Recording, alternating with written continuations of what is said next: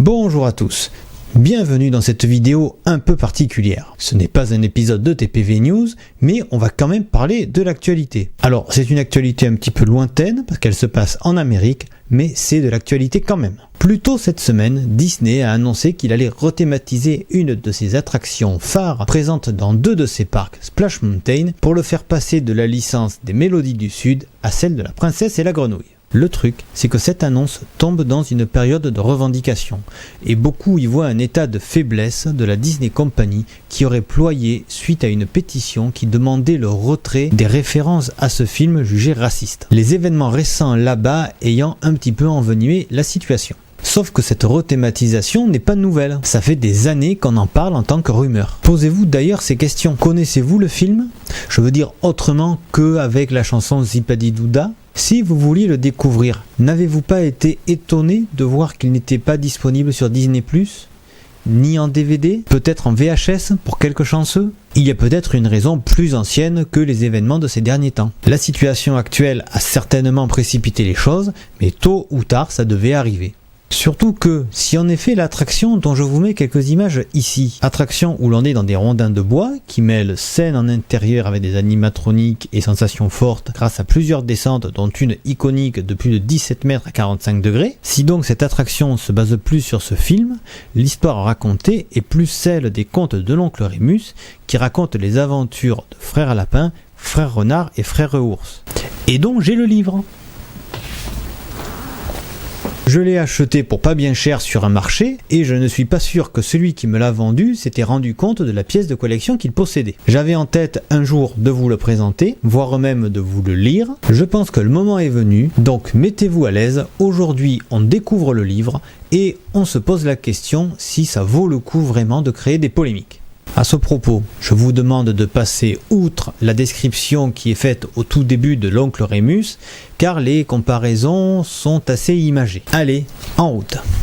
L'oncle Rémus est un vieil homme, toujours aimable, gai et content. Son visage tout rond est d'une belle couleur de chocolat fondu. Les dents éclatantes que découvre à chaque instant un large sourire y font avec les yeux 3 taches lumineuses. Une fine chevelure, telle une toison blanche, couronne le crâne dénudé et luisant et se prolonge en une gracieuse barbe en collier. Mais plus que tout, ce qui frappe et retient l'attention, c'est la grande bonté de son regard. Son habitation est bien modeste. Les murs sont faits de grosses planches, tout comme dans un chalet suisse. 2 ouvertures, la porte et la fenêtre, d'où la vue, à travers les arbres centenaires, s'étend jusqu'à la mare aux grenouilles. La haute cheminée, où brillent de grandes flammes, occupe tout un côté de l'unique pièce. C'est là que l'oncle Rémus dort, cuisine, prend des repas et fume en rêvant sa bonne pipe de merisier. L'oncle Rémus a beaucoup vu, beaucoup entendu et beaucoup retenu.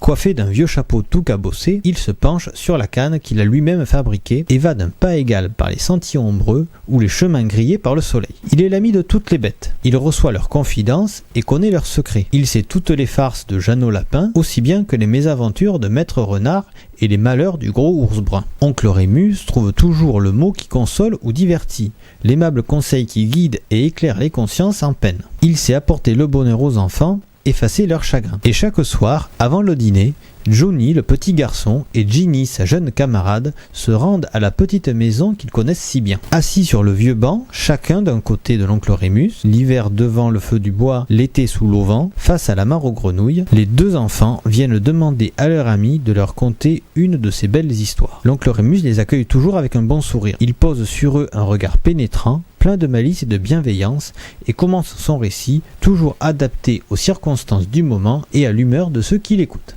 Par cet après-midi de juin, l'oncle Rémus découvre Johnny, un baluchon sous le bras, qui se dispose à quitter la maison paternelle. Il prend gentiment le fugitif par la main, le fait asseoir sur le vieux banc et lui raconte cette histoire.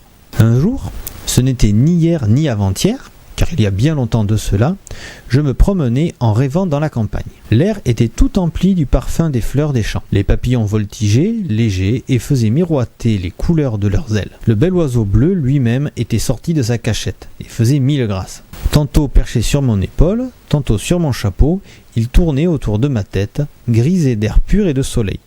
La nature entière était en fête et tout le monde était heureux. Soudain, cette harmonie des choses et des êtres est rompue par des acclamations violentes. « J'en ai assez ! Je ne veux plus rester ici, clame une voix rageuse. Ces paroles sont suivies d'un brutal claquement de porte. Que se passe-t-il? Quelle est l'irascible personne qui peut manifester un tel mécontentement par un temps pareil? C'est tout bonnement frère Jeannot Lapin qui tempête et maugré, Dieu seul sait contre quoi. Je m'en vais, dit-il en saisissant son marteau, et je m'en vais loin, bien loin, pan et pan. À 2 coups redoublés, il cloue 3 planches en travers de la porte de sa cabane. Vlan, il lance son marteau au loin et d'un geste décidé, charge sur son épaule son baluchon enfilé au bout d'un bâton. Et hop, en route pour l'aventure. L'esprit joyeux, le pied léger, frère Lapin, après avoir jeté un coup d'œil méprisant à la cabane abandonnée, suit la direction du vent, gagne les champs en sifflotant une marche entraînante. Tantôt pas cadencé, tantôt courant, tantôt bondissant, tantôt glissant à cheval sur les clôtures. Il traverse le pré, puis le bois, franchit le ruisseau et atteint la grande plaine. « Tiens, mais voici le champ de Maître Renard, et son blé est magnifique, dit Jeannot en allongeant une lèvre gourmande. Impossible de résister à une telle tentation.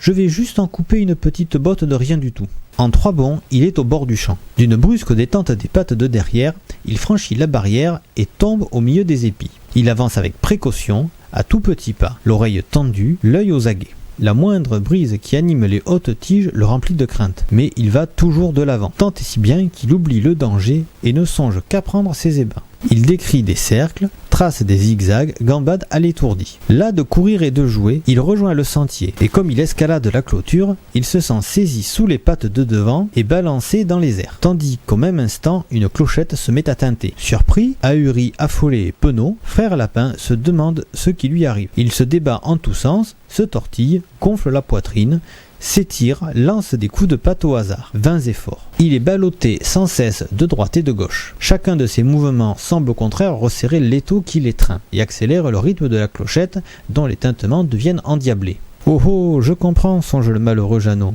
C'est ce coquin de renard qui a fixé un collet à une branche et m'a pris dans le nœud coulant. Et le bruit de la clochette va le prévenir que quelqu'un est pris au piège. Frère Renard a choisi pour domicile le tronc d'un chêne creux situé au sommet de la colline. Il a dressé l'oreille au premier son de cloche. Tiens, tiens, murmure-t-il, il me semble avoir entendu du bruit sympathique. Courant vers l'âtre, il ramasse quelques branches et ranime le feu. La clochette est maintenant déchaînée. C'est un véritable carillon qui emplit l'air. Il n'y a plus de doute, quelque animal est pris au collet et se balance au bout de la corde. Avec de bonnes braises, le rôti sera mieux saisi, se dit frère Renard qui découvre des dents longues et pointues en faisant claquer ses mâchoires cruelles. Aiguisons bien le grand couteau de cuisine. Ses yeux étincellent de convoitise et de sauvagerie quand, avec précaution, il grimpe à l'arbre pour jeter un coup d'œil sur la plaine. Frère Lapin, malgré sa position bizarre, ne quitte point des yeux le repère de l'ennemi. Un frisson de terreur lui parcourt la moelle épinière. Il a vu 2 oreilles pointées hors du tronc de l'arbre. Pauvre de moi, pense-t-il. Comment vais-je me défendre? Je n'y parviendrai jamais seul et frère Renard va arriver. Comme il désespère, ne sachant à quel saint se vouer, il perçoit le bruit d'un pas lent et pesant. C'est le gros ours brun qui va se prélassant, et son apparition apporte l'espoir au cœur du prisonnier. « Bonjour, monsieur l'ours brun », crie-t-il du haut de son perchoir. Surpris d'entendre cette voix qui tombe ainsi du ciel, l'ours relève la tête et montre un tel ahurissement que frère Lapin ne peut retenir un sourire. « Bonjour, frère Lapin. Que fais-tu donc ainsi suspendu dans les airs ?»« Moi ? Oh, pas grand-chose. Je travaille, répond le lapin en exécutant un plongeon en guise de révérence. Tu travailles, demande l'ours, en secouant la tête d'un air incrédule. Et quel genre de travail peux-tu faire à te balancer de la sorte? Tu ne devines pas, toi qui es si malin? Ma foi, non. Eh bien, voilà, je fais l'épouvantail volant. L'épouvantail volant?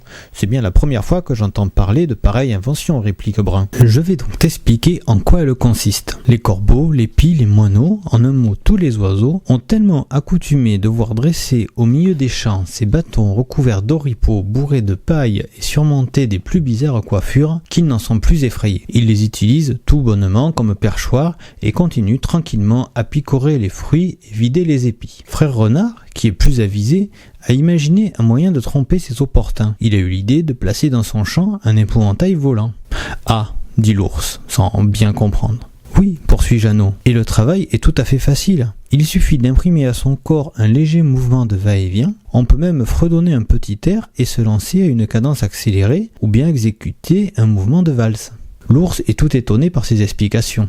À quoi cela sert-il ? Demande-t-il avec flegme. Mais à faire peur aux oiseaux, répond frère Lapin, qui, avec un frisson, vient d'apercevoir la tête entière de Renard hors de l'arbre. Je m'amuse souvent à rester immobile quelque temps. Moineaux et pinsons s'abattent bientôt sur les épis et s'installent au festin. D'un brusque coup de jarret, je déclenche un tintamarre épouvantable qui jette en transe les maraudeurs. En 2 secondes, tout le monde a vidé les lieux. J'ai failli plusieurs fois en mourir de rire. Tout ce déploiement de talent laisse assez insensible notre compère l'ours, et frère Lapin commence à douter de ses dons de persuasion. Il pense à Renard qui maintenant a quitté sa tanière. Il faut pourtant que je me fasse décrocher, et vite, songe le pauvre Jeannot, qui continue d'un air détaché. Mais le plus intéressant de l'histoire, c'est le salaire. Le mot semble magique et fait dresser l'oreille de l'ours. Tu gagnes donc beaucoup, demanda-t-il. Frère Lapin, l'air désinvolte, prend un vaste élan et fait claquer l'un contre l'autre ses talons en signe de satisfaction et répond tout joyeux. Frère Renard ne regarde pas à la dépense pour défendre son champ. Il me paye 200 francs par minute. 200 francs par minute ? S'exclame l'ours, suffoqué de surprise, le regard ébahi et la bouche grande ouverte. N'aimerais-tu pas recevoir pareil salaire ? Demande aimablement Jeannot. L'autre ne répond pas et continue à regarder sottement le lapin qui se balance. Une sorte de doute semble se glisser lentement dans l'esprit de l'ours, qui, tournant casaque, déclare « Non, Jeannot, ce travail n'est pas fait pour moi. Je ne me sens aucune disposition pour faire l'épouvantail volant. » Jeannot sent son courage l'abandonner, car il vient d'apercevoir le renard armé d'une hache qui commence à dévaler la pente. Il se fait plus persuasif. « C'est une tâche bien facile, poursuit-il d'un ton doucereux. Il suffit de se balancer en l'air et les francs s'empilent jusqu'à faire un tas plus haut que toi. Non, vraiment, je te remercie, mon bon Jeannot. » Renard avance à grands pas. « Je le tiens cette fois, ce coquin, se dit-il d'un rire cruel. Fini ses farces et ses mauvais tours. Quelle joie de pouvoir l'assommer et le faire rôtir. » « Es-tu donc cousu d'or ?» continue frère Lapin sur un ton méprisant. « Hélas non, il s'en fout. Le temps presse. » Jeannot joue son dernier atout et feint alors la pitié. « Mon pauvre ami, si tu n'as pas d'argent, comment feras-tu pour acheter aux tiens les cadeaux de Noël ? Comment pourras-tu offrir une dinde truffée et une bûche de Noël ?» L'ours se sent ébranlé. « C'est vrai. Tu as raison, dit-il. Il faut que je me hâte de gagner de l'argent, et ce travail d'épouvantail volant, après tout, me paraît être une aubaine. » « Alors rien n'est plus simple, répond Jeannot. Défais le nœud coulant, descends-moi d'ici et prends ma place. » Aussitôt dit, aussitôt fait. Lorsque compère le renard arrive sous le piège, l'ours brun se balance au bout de la corde, tandis que frère Lapin, un peu plus loin, remplit son sac de beaux épis. Renard est pris d'une rage folle en découvrant la substitution. « Que fais-tu là ?» hurle-t-il à tue-tête. « Moi, répond l'ours béatement, je suis en train de gagner 200 francs par minute. » « Et qui, me diras-tu, fait les frais de cette sarabande ? Toi, bien sûr. Tu es renard à tenir tes promesses, n'est-ce pas ? Tout ce que je peux te promettre, c'est 200 coups de bâton à la minute. A-t-on jamais vu pareil lourdeau ? Et pourquoi paierais-je ? Écarter les oiseaux de ton champ mérite bien une récompense. Ce n'est pas pour mon plaisir que je fais l'épouvantail volant.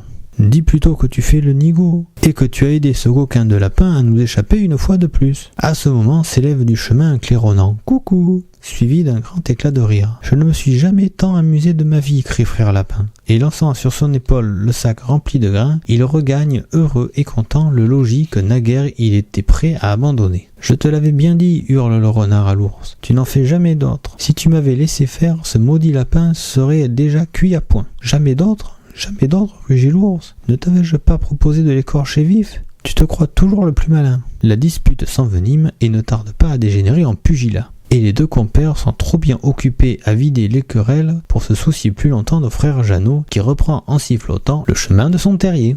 Voilà pour la première histoire. Passons maintenant à la deuxième. À quelque temps de là, Johnny, tout attristé, s'en vint trouver le bon oncle Rémus.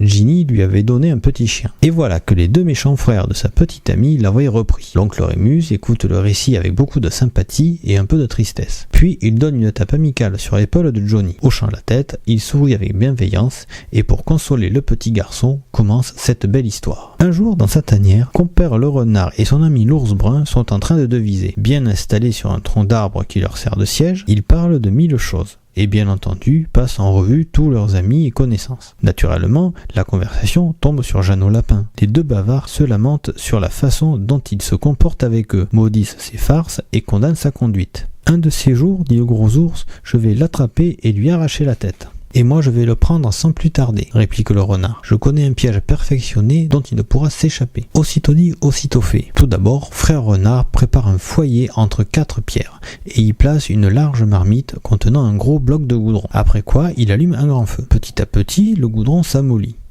Lorsqu'il est malléable à point, renard l'enlève du récipient et par de légères touches, le modèle, le sculpte et lui donne la forme d'un bébé. Rien n'est oublié. Ni les bras, ni les jambes, ni le tronc, ni la tête. Pour qu'il soit parfait, dit-il en souriant, il lui faut des cheveux. Sans crier gare, il arrache une poignée de poils à l'arrière-train de l'ours et plip le colle sur le crâne de l'enfant goudron. Puis il coiffe celui-ci et l'habille avec la même désinvolture du chapeau et du veston de l'ours. Et maintenant, poursuit-il, aide-moi à transporter notre bébé goudron sur le passage de frère Lapin. Les 2 compères placent le chef-d'œuvre sur une large planche et, avec 1000 précautions, vont le déposer sous un grand arbre, tout au bord du chemin. On croirait à s'y méprendre que c'est un petit nègre assoupi. Ceci fait, il se cache à l'affût derrière un épais buisson. Quelques instants plus tard, le silence est troublé par un bruit de pas alerte et décidé, scandé par une marche sifflée à plein poumon. Fier comme Artaban, l'oreille en bataille, l'œil conquérant et le nez au vent, survient frère Lapin. Du premier coup d'œil, il aperçoit le nouveau venu. « Bonjour » crie-t-il sur l'air qu'il sifflait tout à l'heure. Comme bien l'on pense, l'enfant ne dit rien. Pas plus d'ailleurs que le renard et l'ours cachés dans les buissons. Frère Lapin attend quelques secondes puis s'écrie à tue-tête. « Où avez-vous appris la politesse? Ne pouvez-vous dire bonjour comme tous les gens bien élevés ?» Le mannequin reste muet. Frère Renard et l'ours attendent. Il se plante devant l'enfant et lui fait cette sommation. « Si au bout de 3, vous n'avez pas salué, je me charge de vous apprendre à vivre. 1, 2... » L'autre se tait toujours. Derrière le buisson, les 2 complices se regardent avec des yeux qui pétillent de joie. « 3 » hurle le lapin hors de lui, en serrant le poing. Il lance au mannequin un grand coup dans le nez. Mais voilà que Jeannot ne peut plus dégager sa patte. Il a beau tirer, tourner, virevolter, le goudron tient bon et garde sa proie. Fou de rage, il crie encore plus fort. « Lâchez-moi! Lâchez-moi » Sans attendre, il frappe avec son autre poing. Sa 2e patte se trouve elle aussi prisonnière. Il porte alors un coup de sa 3e patte au cœur du mannequin. Hélas, elle subit le sort des 2 premières. Blanc, la patte restée libre s'enfonce à son tour dans l'estomac de l'adversaire. Voilà frère Lapin englué. Ah, il ne peut plus utiliser ses membres? Eh bien, il aura recours à la tête. Le corps penché, les épaules rentrées, il fonce, crâne en avant. Pauvre Lapin. C'est lui qu'on pourrait prendre maintenant pour une statue de goudron. Il n'est plus qu'une masse noire et gluante où l'on ne discerne que les yeux. C'est le moment précis que choisissent Renard et l'ours pour sortir de leur cachette. La joie déborde de toute leur personne. Ils rient aux éclats, trépignent, se pavanent, dansent en rond autour du prisonnier. Frère Lapin, lui, frissonne. Il se sait en mauvaise posture, mais sa crainte est de courte durée. Il réfléchit, examine la situation, mesure ses chances. « Mon cher lapin, déclare l'ours, pendant très longtemps tu t'es joué de nous. Mais maintenant, les rôles sont renversés. C'est moi qui suis le maître et je vais sans retard faire sauter ta tête de dessus tes épaules. » « Pas si vite, réplique le renard. Ce serait trop simple et trop rapide. Il doit souffrir un peu. Nous allons préparer un grand feu et le faire rôtir. » Joignant le geste à la parole, les 2 compères commencent à disposer 4 bûches. Jeannot entend tous ces propos, mais il n'a plus peur. Son esprit inventif vient de lui inspirer une ruse providentielle. Il se comporte cependant comme s'il tremblait de frayeur et se met à claquer des dents. « Peu importe ce que vous ferez, gémit-il. Mais je vous en prie, ne me jetez pas par-dessus les buissons dans cet amas de ronces. Faites-moi rôtir sur un feu aussi vif que vous l'entendez, mais ne me jetez pas là-bas. » « Un moment, dit l'ours, nous allons prendre bien de la peine pour rôtir ce lapin. Il faut d'abord entasser beaucoup de bois. Le châtiment, d'ailleurs, serait trop doux. Je propose que nous attachions ce gredin sur une fourmilière. Je promets à frère Jeannot une fameuse séance de démangeaison. De plus, les fourmis sont voraces, et nous ne le détacherons qu'une fois proprement entamé. Alors ce sera encore plus facile de le faire rôtir et de nous délecter à notre tour. » « Bonne idée, dit le renard. »« Merci, mes frères, s'écrie frère Lapin. Les piqûres des fourmis seront douces. Seules me font peur les épines de ce fourré. »« Pourquoi ne pas tout simplement le pendre ?» dit l'ours. Renard approuve d'un signe. « Ta dernière heure est venue, mon cher lapin. Nous allons te pendre. Pendez-moi aussi haut qu'il vous plaira, mais je vous en supplie, ne me jetez pas dans ce buisson d'épines. »« Réfléchis bien, dit l'ours à son compagnon. Ce ne sera pas facile de le pendre. Il nous faut pour cela une corde solide. »« Tu as raison, répond Renard. Je crois, mon vieux Jeannot, que le mieux est de t'écorcher. Approche, ours, allons-y. Écorchez-moi, crie la victime. Arrachez-moi les pattes. Coupez-moi la queue au ras du corps. Mais je vous en prie, je vous en supplie, ô vous, renard, et vous, l'ours, ne me jetez pas dans ce buisson d'épines. L'ours fait entendre alors une sorte de grognement. Ce ne sera pas très drôle de dépecer ce lapin. Il n'est même pas effrayé. Par contre, il a joliment peur de ces broussailles, poursuit le renard. C'est donc là qu'il ira échouer. Ayant dit, les deux compères dégagent le lapin de sa cuirasse de goudron, le saisissent l'un par les pattes de devant, l'autre par les pattes de derrière, le balancent 3 fois de droite et de gauche et hop, frère lapin décrit une parabole parfaite et va atterrir dans les ronces. Un grand cri s'élève aussitôt dans les broussailles. Puis monte un gémissement qui va s'affaiblissant et s'éteint comme pour annoncer la mort de la victime. Renard et l'ours écoutent un moment, rien ne bouge. Il se serre alors la patte en se félicitant. Nous l'avons eu, enfin, Jeannot Lapin est mort. Au même instant, fuse dans l'air tranquille un grand éclat de rire qui précède de peu l'apparition de notre Jeannot, enlevant avec soin, à l'aide d'une épine, les derniers restes de goudron collés à sa moustache. Au revoir, monsieur le renard. Au revoir, monsieur l'ours, crie-t-il en s'éloignant. Je vous avais pourtant bien dit de ne pas me jeter dans ces broussailles. C'est le coin du monde que j'aime le mieux, car c'est ici que j'ai vu le jour. Et il s'éloigne de son pas élastique, dans un vaste éclat de rire. Johnny reste un moment pensif, puis relevant la tête déclare « Moi aussi, je vais retourner à la maison. » Et l'oncle Rémus lui répond par un éclat de son bon rire. Voilà pour la deuxième histoire. Passons maintenant à la troisième. C'est aujourd'hui l'anniversaire de Johnny, qui, tout joyeux, va chez sa jeune amie pour l'inviter à venir prendre part à la fête. Ginny, fière de sa nouvelle robe, fait l'étalage de sa toilette. Mais les vilains frères, envieux et jaloux, bousculent la petite fille et la font glisser dans une flaque de boue. Ginny pleure, et Johnny, indigné et furieux, tombe à bras raccourcis sur les méchants garçons. La bagarre menace de s'envenimer, mais l'oncle Rémus survient et sépare les combattants. Les vêtements de Ginny et de Johnny sont tout maculés de boue. L'un et l'autre font triste figure. Comment oseront-ils se présenter ainsi devant leurs camarades ? Prenant les deux enfants par la main, il les fait asseoir sur le vieux banc et leur raconte l'histoire du palais du rire. « Je suis vraiment malin, se disait un jour frère Lapin, haussant le col d'un air fort satisfait. Si malin qu'avec moi, personne ne peut avoir le dernier mot. Plein de confiance en soi, il s'étend à l'ombre du grand chêne pour faire un petit somme. Il dort depuis un certain temps lorsqu'il perçoit tout près de lui un bruit de voix. Il remue le nez, soulève une paupière lourde encore de sommeil et s'aperçoit qu'il n'est plus sous le chêne, mais dans une caverne profonde. Un grand feu, d'où jaillissent de grosses étincelles rouges, éclaire seul ce lieu. Frère Lapin sursaute de surprise. Il ouvre alors tout grand les yeux, les referme, les ouvre à nouveau, regarde à droite, et qu'aperçoit-il, découvrant de longues dents pointues, son plus grand ennemi, le renard. Croyant être le jouet d'un mauvais rêve, Jeannot jette un coup d'œil du côté gauche, et que voit-il, serrant ses poings puissants, son ennemi numéro 2, l'ours. Frère Lapin est maintenant tout à fait éveillé. Hélas, ce n'est pas un rêve, mais une terrible réalité à laquelle il doit faire face. Il a si peur que son cœur se met à battre à coups précipités. Pourtant, après avoir reconnu la caverne et ses habitants, il examine sa propre personne. Malédiction, que découvre-t-il ? Une corne le ligote des pieds à la tête, comme un fil autour d'une bobine. Mais comment peut-il tenir debout ainsi entortillé ? Hélas, cette corde le fixe à une longue barre et lui donne assez l'aspect d'un lapin embroché. Un grand frisson parcourt l'épine dorsale du malheureux jusqu'au fin bout de sa queue en pompon. Renard et l'ours approchent et de concert lui crient en ricanant. Cette fois, nous te tenons bien, tu ne nous échapperas point. Tout en parlant, il glisse un nœud coulant autour du cou du prisonnier. Frère Lapin en a la respiration coupée et il se sent presque étranglé. Maître Renard se moque. Tu as là une belle cravate, Jeannot. Te voilà tout habillé pour le dîner. C'est de mon dîner que je parle. Du mien également, continue l'ours en faisant claquer ses lèvres. Jette un coup d'œil sur ce grand feu. C'est sur ces braises que tu vas rôtir. Frère Lapin contemple les hautes flammes qui s'élèvent menaçantes. Il est tout désemparé. Mais qu'a-t-il donc ? Le voilà qui part dans un grand éclat de rire. Les deux compères échangent un regard si plein d'étonnement que leurs yeux semblent sortir de leurs orbites. Renard se ressaisit le premier et dit « Peut-être n'as-tu pas bien entendu, Jeannot. Nous avons dit que tu allais nous servir de repas. » Frère Lapin rit de plus belle. « Je crois que tu ne comprends pas, crie l'ours exaspéré. Nous allons te faire rôtir sur ce grand feu de bois. Il n'y a rien de risible à cela. Tu devrais au contraire être à demi mort de peur. Jeannot rit tellement qu'il peut à peine articuler une seule parole. Je t'ai parfaitement entendu proclamer que vous alliez me faire rôtir, dit-il. Et cela te fait rire, demande frère Renard, soupçonneux. Excusez-moi, messire.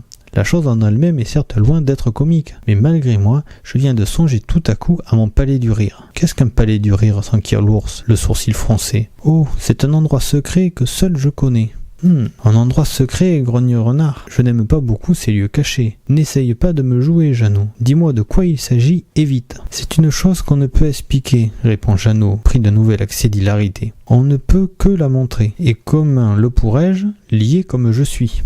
S'étant consulté du regard, frère Renard et l'ours gagnent un coin obscur et retiré de la caverne. Ils échangent quelques mots à voix basse, accompagnés de force gestes, et retournent vers le prisonnier. Voici ce que nous avons décidé, déclare Renard en brandissant sa patte sous le nez de Jeannot. Tu vas nous conduire sur le champ à ton palais du rire. Dès que nous aurons vu où il se trouve et en quoi il consiste, nous te ramènerons ici et nous te retirerons sans autre forme de procès. Tout en parlant, il desserre les liens qui retiennent Jeannot, le descend de son triste perchoir, lui passe autour du cou une corde qu'il tient comme une laisse, et en route pour le palais du rire. Jeannot ouvre la marche. D'être attaché ainsi semble l'amuser beaucoup. Sautant, gambadant et dansant, il conduit les deux geôliers jusqu'au pied du vieux chêne au tronc percé d'un grand trou. À cette vue, Jeannot est repris d'un tel fou rire qu'il a grand-peine à tenir debout. « Voilà, dit-il, montrant le grand chêne, voilà mon palais du rire. » Je n'y vois rien d'extraordinaire, répond frère Renard, d'un ton hargneux et méprisant. Moi non plus, continue l'ours, je ne vois rien de drôle. Mais vous allez le voir, répond frère Lapin. Il suffit pour cela de vous approcher du trou, de vous hausser légèrement sur la pointe des pieds et de plonger votre tête à l'intérieur. Ce que font aussitôt nos compères. Hélas, ce geste est loin d'avoir le joyeux effet qu'ils escomptaient. Frère Renard pousse un hurlement sauvage et l'ours un grognement à faire trembler les alentours. « Aïe, aïe !» crie-t-il en chœur. Et leurs deux têtes se retirent précipitamment du trou, escortés d'un grand essaim de faux bourdons. Les insectes, pris de rage, tourbillonnent, harcèlent, piquent, aveuglent, assourdissent les deux curieux qui, affolés, cherchent éperdument à échapper aux assaillants. Ils battent l'air à coups de pattes, tournent, virent, sautent, se baissent, se relèvent, gesticulent. Naturellement, ils oublient dans leurs ébats le prisonnier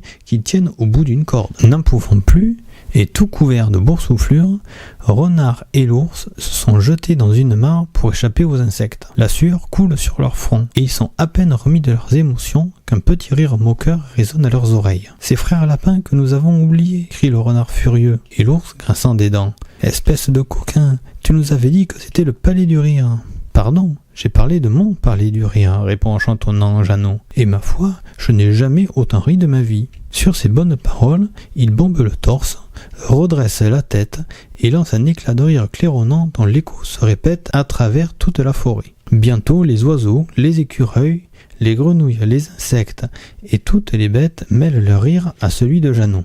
Tous ceux qui respirent rient à l'unisson, excepté toutefois Maître Renard et son compère l'ours. Ces deux-là ont assez de besogne à penser leur piqûre. Et c'est ainsi que Johnny et Jimmy, chaque jour et en toutes circonstances, demandent à l'oncle Rémus de leur conter de belles histoires dont ils ne se lassent jamais. Pour ceux qui l'ignorent, cette attraction avait un temps été imaginée pour chez nous, pour Disneyland Paris. Un ancien Imagineer a même publié il y a quelque temps sur Twitter des comptes rendus de réunions datant des débuts du resort, où des études avaient été faites pour étudier la faisabilité de telle ou telle attraction, dont Splash Mountain à Frontierland. Alors, le thème des Mélodies du Sud, bien trop inconnu en Europe, avait été rapidement abandonné au profit de Pocahontas ou Davy Crockett, avec la possibilité de lever tous les effets d'eau pendant l'hiver et de faire les descentes à sec. Le projet a donc été abandonné, mais l'idée était bien là. Du coup, qui vous dit que d'ici quelques temps, même si c'est un marronnier depuis le début du resort, on va pas apprendre que la grande attraction mystère que tout le monde attend pour avoir une attraction nouvelle de plus dans le parc Disneyland, parce que la dernière qu'on a c'est Space Mountain, et bien peut-être que cette attraction, ça sera Splash Mountain avec la princesse et la grenouille. En tout cas, c'est la fin de cet épisode. S'il vous a plu, n'hésitez pas à me le dire en mettant un pouce bleu. Si le concept de lire des livres vous plaît, je peux vous en refaire. N'hésitez pas à commenter la vidéo et à la partager. N'hésitez pas à vous abonner à la chaîne et à activer les notifications. Enfin, n'hésitez pas à aller faire un tour sur les différents comptes sociaux de Theme Parks Voyage pour ne rien rater des informations que je vous partage. On se retrouve rapidement, cette fois ça sera un TPV News. Merci pour votre écoute et à très bientôt.